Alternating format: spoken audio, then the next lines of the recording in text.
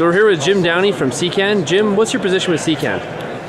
I'm a research and development manager with Secan. Okay, Jim, so we're going to talk about some of the things a farmer should think about when choosing a variety.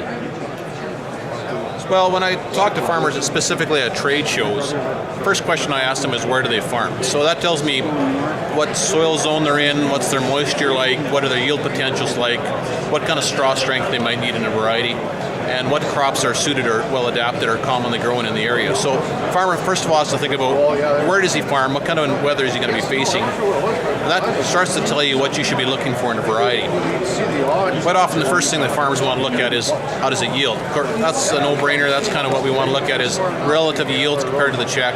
But then you should go on from there. You're trying to pick one of the top three for yield, and then start to look at what's going to perform well in my area over the long term for yield, and then what's going to protect the grade, what's going to give me the straw strength, what's going to be in demand by the market down the road.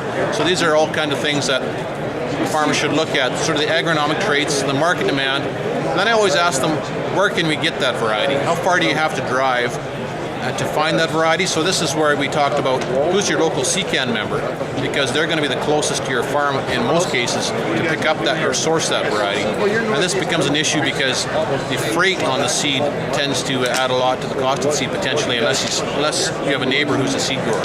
So I try to go through those kind of things with the farmers so that they can get a variety that works for their farm and not have to drive across the prairies to find it.